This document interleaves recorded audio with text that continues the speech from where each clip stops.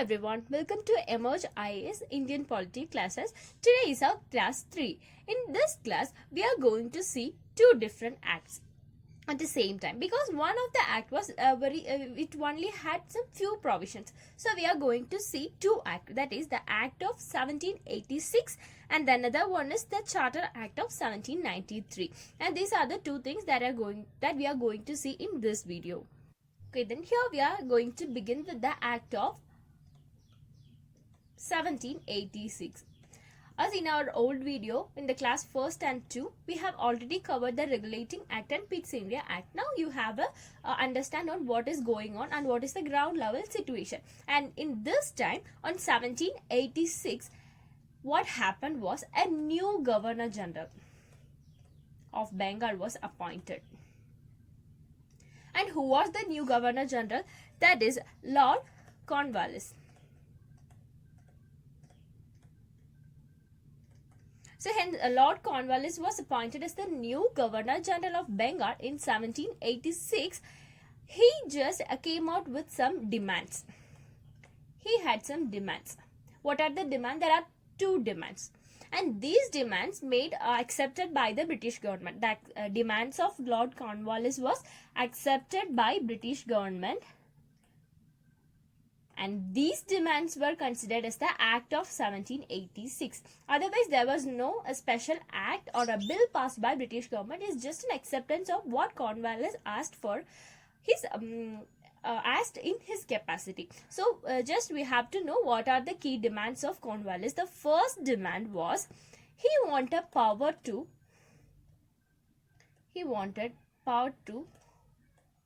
override the decisions of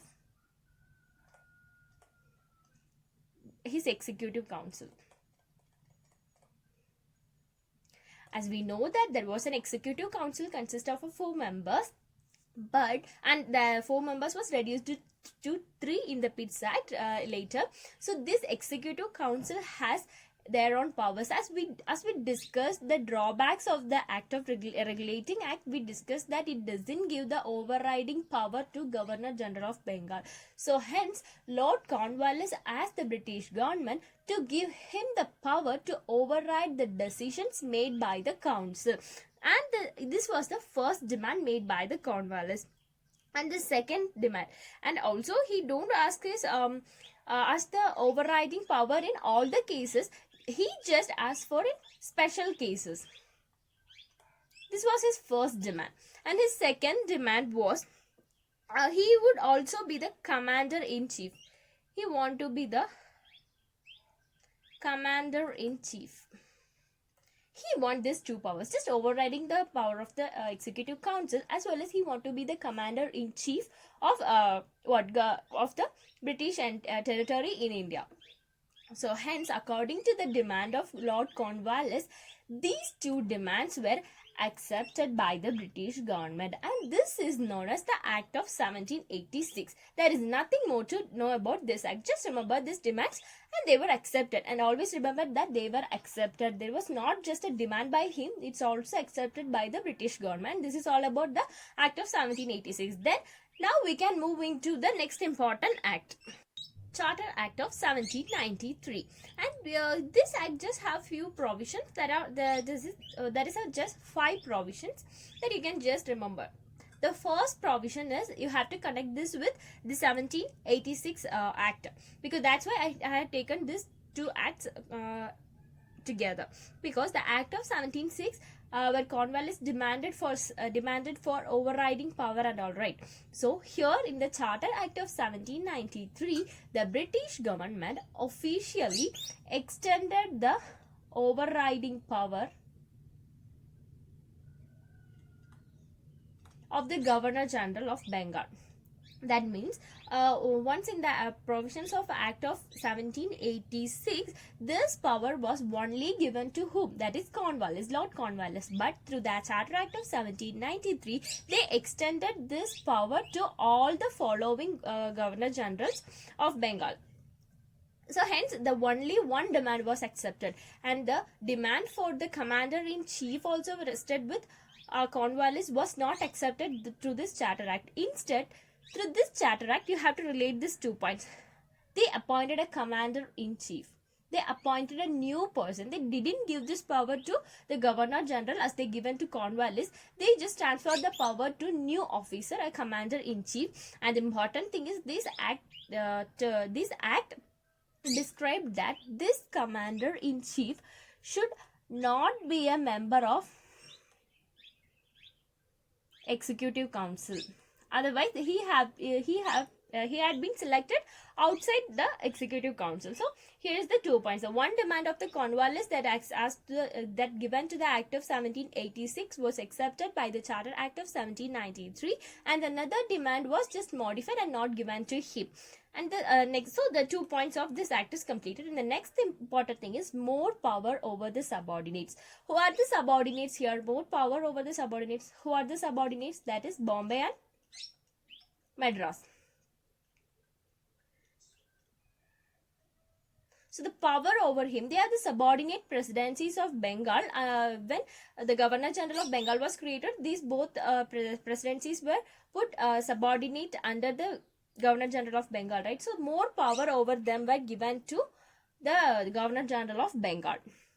And the next thing, extended trade monopoly of the company, English East India Company. What is trade monopoly that I explained you earlier? That East India Company only had the right, the British government given the right to trade with India only to the East India Company. There was no other organization or no other company or a private trade happen in India for British, and East India Company were the only association which had the trade monopoly.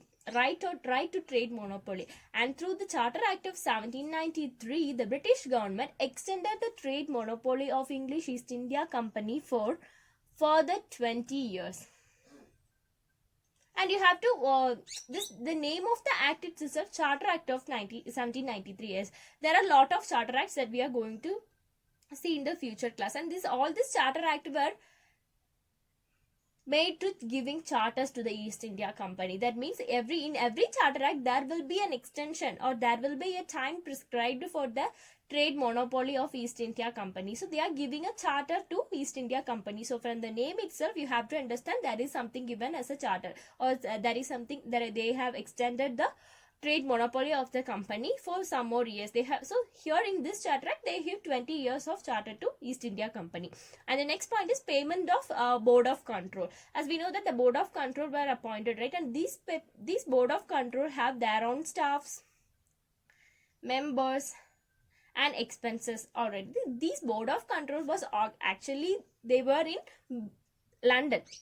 They were staying there from Britain. They are controlling the affairs of India. So from this act, the British government decided to make the expenses and payments of BOC, that is Board of Control, from where? Indian revenues.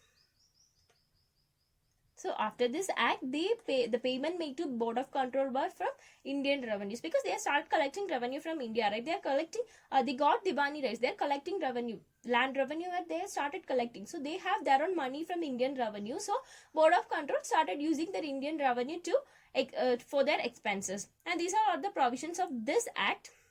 And just remember the things, just always try to relate this to act, that is the Act of 1786 and the Act of 1793. And the important thing, or the question in the exam perspective, the question in the prelims examination can be asked like, the demands of Cornwallis were accepted. All the demands of Lord Cornwallis was accepted through the Charter Act of 1793. If the statement is right or wrong, everyone started giving the answer like right, because they know that Cornwallis demand was extended, right? That was the first provisions of this act that we studied. But the thing is, they didn't accept both the demands. They only accepted the demand of overriding power of Governor General of Bengal. So always remember, they accepted one demand of the Act of 1786 made by Lord Cornwallis, and the another demand was modified as they appointed a new officer, that is a commander-in-chief, who is, and also mentioned that, and also you have to remember this point, this can be also asked in your prelims, that the commander-in-chief is a member of an executive council of Governor General. But you have to remember that he is not a member of the executive council. He is appointed outside the executive council. And the trade monopoly, the number of years extended, you have to remember that for your prelims examination. And this can be used if this question is not have the much probability to be asked in your mains examination. So just remember the provisions. There may be a twisting questions in your prelims, so you have to remember the important things. Don't try to remember everything. Just if the more power over the subordinates, yes, you just don't want to remember this point, because there is no a concrete point here. So just remember the concrete points in this unfamiliar act. Also, the act of 1935 Act or 1858 Act, Regulating Act, for that act you also have to remember each and every point. But for this acts, you just remember the important points. That's enough. Then there is the chance of asking the question from where the payment of BOC were collected. It was from British or Indian revenue. That will be asked. Just remember that. And that's all about the Charter Act of 1793. And in our next class, we will be dealing with the Charter Act of 1813. That's an important act. And for if you have any doubt, please ask me in the comment section. And for your reference, if you're watching this video for the first time, I don't have any connection, right? Because we have taken the classes of Regulating Act and Pitt's India Act in our old video. So I am here in the description sharing the links of the class 1 and class 2. You can go through that classes, then come to this video, then only it will be beneficial. So have a timeline. I have to try to connect this events, try to connect what happened in Regulating Act and what happened before the Regulating Act, what was the ground situation, then connect it with the Regulating Act, then to the Pitt's India Act, then the Act of 1786, then to Act of 1793. So before the next class, that is Charter Act of 1813, you have to have a clear-cut timeline about the events happen through these 3 acts and what are the ground situation now before the next act. So that's all about this question. So if you have any doubt, please ask me in the comment section, and don't forget to subscribe our channel and to click the bell icon for a future video notification. Thank you guys. Have a great day. Bye.